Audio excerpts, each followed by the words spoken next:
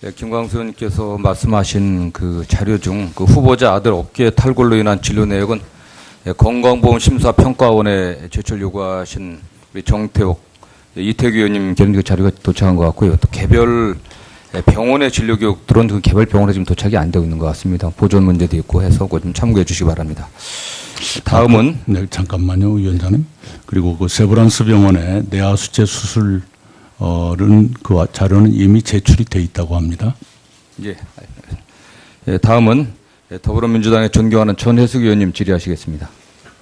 예, 서울 광진갑 국회의원 전혜숙입니다. 지금 우리나라 국민들은 굉장히 불안해하고 있습니다. 어떤 부분이냐면 대한민국에 전쟁이 일어날까 봐 걱정하고 있습니다. 사실 제가 아는 지인 중에 한 분이 미국 영주권자인데 계속적으로 반복적으로 그 문자 오는 게 유사시에는 대사관으로 오시오. 또 일본 대사들도 그쪽에서 문자를 그렇게 보낸다는 겁니다. 자, 그러면 대한민국 사람들 어디로 갑니까? 전쟁 나면. 전쟁에는 성자와 패자가 없습니다.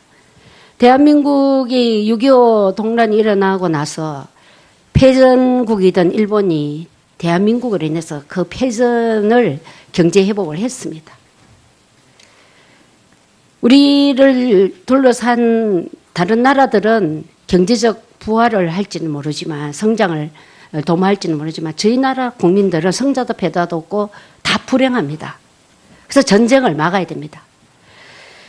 그런데 북한의 미사일은 어떤 대화도 필요치 않은 듯 하면서 계속 나가고 있고 정부에서도 대북 제재를 강화하고 있습니다.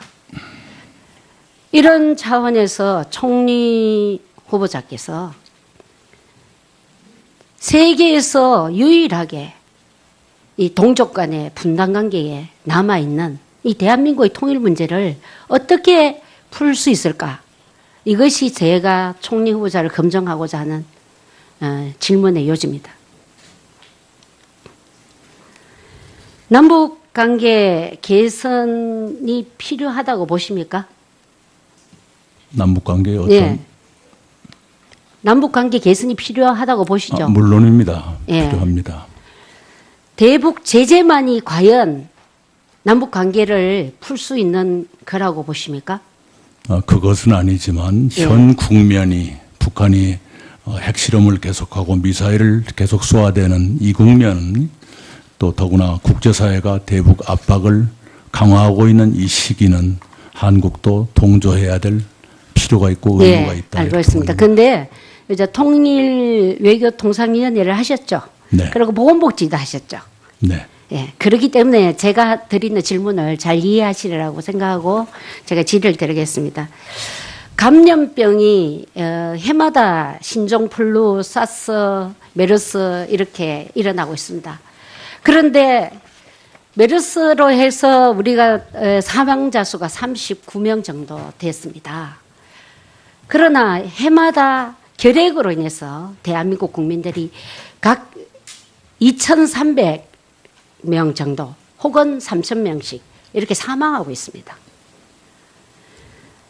그런데 저희가 이 북한의 결핵 환자가 우리보다 엄청난 숫자로 많은 거 알고 계십니까? 그래서 이 북한은 감염병이라는 거는 우리 인접 국가에 감염병이 창궐하고 있으면 우리가 영향을 받습니다. 우리가 지금 현재 미세먼지가 인접 국가에서 하고 있는 공기를 타고 우리나라에 오고 있지 않습니까? 우리나라의 미세먼지도 있지만 다른 인접 국가에서 오는 미세먼지 때문에 우리가 호흡하기가 곤란한 거죠. 마찬가지로 감염병도 인접 국가에 그런 감염병이 있을 때는 우리가 그게 우리나라에 심각한 영향을 미칩니다. 자, 전쟁이 났을 때 적십자 정신에 의하면 적도 치료를 합니다. 그런데 우리나라에서 지금 결핵 환자를 치료하기 위해서 인도적주의 차원에서 그 적십자 정신에 의해서 북한의 그 결핵약을 계속 지원을 했는데 이 대북 제재를 한다고 하면서 민간 차원의 대북 제재조차 끊어버렸어요. 후보자께서 보건복지를 하셔서 아시겠지만 약이라는 거는 복용하다가 끊으면 다제내성이 생깁니다. 다제내성, 결핵 환자 중에 다제내성 한 사람이 어마어마한 100명 이상의 환자들을 오염시키고 그 사람은 평생 낫질 않아요. 심각한데 인도주의 차원의 이것까지도 끊어서 지난 박근혜 정부에서는 그 유진벨에서 보내는 약조사 다 끊어버렸습니다. 지금. 그래서 지금 헤일 수 없을 만큼의 다제내성 환자가 생긴 겁니다. 거기에 지금 사망자 수가 15,000명 연 이상이 된다고 추정하고 있습니다. 지금. 인도주의적 차원에서 이 통일부가 계속 막고 있는 거예요. 이거 열어줘야 되지 않겠습니까? 예, 최근에 이런 일이 있었습니다. 아이스하키였던가요? 우리 한국에서 있었던 그 국제 경기에 북한 측에서 왔고요. 또 평양에서 있었던 여자 축구 시합에 우리 한국 선수단이 갔습니다. 이렇게 군사적인 긴장이 고조된 시기에도 스포츠 교류가 계속됐고 평창 동계올림픽에 북한이 참가할 것인가라는 기자의 질문에 북한 IOC 장웅 위원은 네. 못 참가할 이유가 없다 이렇게 답을 했습니다. 최근에 말라리아 지원인가 네. 지금 시도되고 있죠. 이런 스포츠 교류라든가 이런 것으로 볼 적에 국제사회의 대북 제재 기조를 훼손하지 않는다는 전제하에서 소규모 또 시급한 그런 민간의 교류나 지원은 좀 긍정적으로 볼 필요도 있지 않겠는가. 네, 후보자님께서 뭐 말라리아 말씀하셨습니다만은 네. 대북 지원에 말라리아 방역까지도 안 되니까 네. 우리나라 휴전선 인근의 우리나라 주민들이 네. 말라리아 감염이 네. 창궐하고 있습니다. 네. 그 마찬가지로 우리가 남을 돕는다는 것이 결국 자기에게 영향을 주는 네. 겁니다. 네. 그런데 이렇게 우리가 우리가 ODA를 받는 나라에서 유일하게 ODA를 주는 나라가 됐는데 정말 부끄럽게도 이런 인도주의적 차원까지 막는다는 것은 굉장히 급히 시정해야 될 일이라고 봅니다. 홍석현 특사가 이번에 가서 미국에서 뭐 이런 인도주의 차원은 해도 되지 않느냐라고 뭐 상의를 했다고 했습니다만은 저는 특히 이 결핵의 문제에 대해서는 심각하게 생각하고 정부가 빨리 풀어줘야 된다. 정부가 대북 제재 때문에 못 풀면 민간 차원에서 그 대북 지원이라도 할 수 있는 것은 길을 터줘야 됩니다. 질병으로 시달리는 것은 인도주의 차원에서 해줘야 되는데 우리가 OECD 중에서 결핵이 제일 많아요. 우리나라 국민도. 그거는 바로 인접한 국가가 결핵이 창궐하고 있기 때문입니다. 그런 부분에서 총리께서 이 부분은 빨리 시급히 풀어주셔야 된다 생각합니다. 그렇게 하시겠습니까? 네, 그 당국하고 상의를 해보겠습니다. 안 그래도 최근에 청와대 안보실장과 이 문제를 논의한 적이 있습니다. 네. 그리고 그 도지사 재직하실 때 그 백원 택시 정책을 하셨죠. 저는 시골에 그 사정을 잘 몰라서 왜 이 백원 택시가 필요한지, 혹자들은 이 택시 요금을 다 받지 왜 백원 택시를 하냐, 이건 복지 포퓰리즘 아닌가 이렇게 생각할 수 있습니다. 어떻게 해서 이 정책을 펼치게 됐죠? 예, 제가 14년 도지사 선거를 준비하면서 국내외에 좋은 정책이 없는가 쭉 스크린을 하면서 봤더니 충청남도 아산시에서 이 백원 택시를 하고 있었습니다. 그래서 이렇게 보니까 해볼만 하고 도 차원으로 확대해도 될 것 같다는 결론을 얻었습니다. 이게 뭐냐 그러면 버스가 들어가지 않는 벽지 오지마을의 주민이 밖으로 나갈 적에는 택시를 부르면 본인은 100원만 부담하고 맨 처음에 할 때는 가장 가까운 버스 정류장까지 모셔드리는 그런 제도였습니다.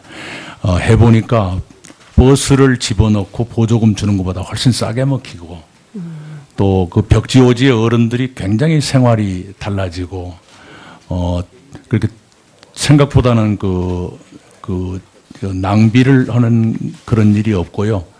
100원 내면서도 4명을 모아가지고 합승을 하고 나가시고요.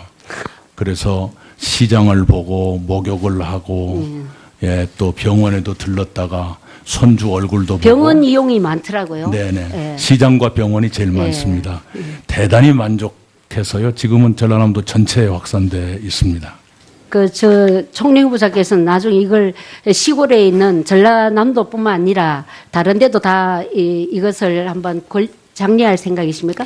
이게 그 문재인 대통령님의 후보 시절에 공약으로 채택이 됐습니다. 전국으로 국가 사업으로 하겠다 이렇게 공약화됐습니다. 예, 전혜숙 의원님 수고하셨습니다. 간의 분단 관계에 남아 있는 이 대한민국의 통일 문제를 어떻게 풀 수 있을까? 이것이 제가 총리 후보자를 검증하고자 하는 질문의 요지입니다. 남북 관계 개선이 필요하다고 보십니까? 남북 관계에 어떤 네. 남북 관계 개선이 필요하다고 보시죠? 물론입니다. 예. 필요합니다. 대북 제재만이 과연 남북 관계를 풀 수 있는 거라고 보십니까? 그것은 아니지만 예. 현 국면이 북한이 핵실험을 계속하고 미사일을 계속 쏘아대는 이 국면은 또 더구나 예, 김광수 의원님께서 말씀하신 그 자료 중 그 후보자 아들 어깨 탈골로 인한 진료 내역은 건강보험심사평가원에 제출 요구하신 우리 정태욱, 이태규 의원님 그 자료가 도착한 것 같고요. 또 개별 병원의 진료 교육 들어온 그 개별 병원에 지금 도착이 안 되고 있는 것 같습니다. 보존 문제도 있고 해서 그거 좀 참고해 주시기 바랍니다. 다음은 네, 잠깐만요, 위원장님. 그리고 그 세브란스 병원의 뇌하수체 수술은 그 자료는 이미 제출이 돼 있다고 합니다. 예, 다음은 더불어민주당의 존경하는 전혜숙 의원님 질의하시겠습니다. 예, 서울 광진갑 국회의원 전혜숙입니다. 지금 우리나라 국민들은 굉장히 불안해하고 있습니다. 어떤 부분이냐면 대한민국에 전쟁이 일어날까 봐 걱정하고 있습니다.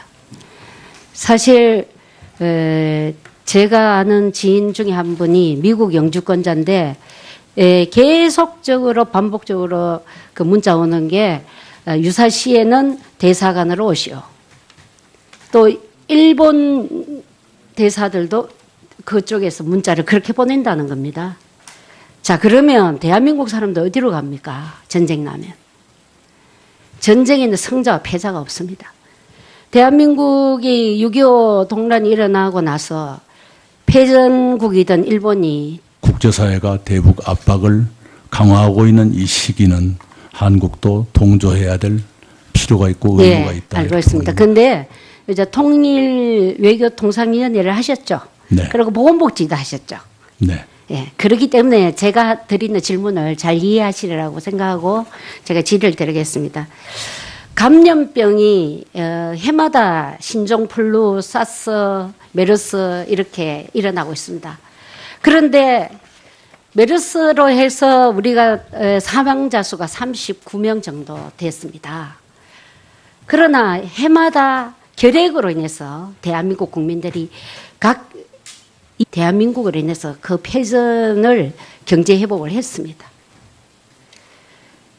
우리를 둘러싼 다른 나라들은 경제적 부활을 할지는 모르지만 성장을 도모할지는 모르지만 저희 나라 국민들은 성자도 패자도 없고 다 불행합니다. 그래서 전쟁을 막아야 됩니다. 그런데 북한의 미사일은 어떤 대화도 필요치 않은 듯 하면서 계속 나가고 있고 정부에서도 대북 제재를 강화하고 있습니다. 이런 차원에서 총리 후보자께서 세계에서 유일하게 이 동족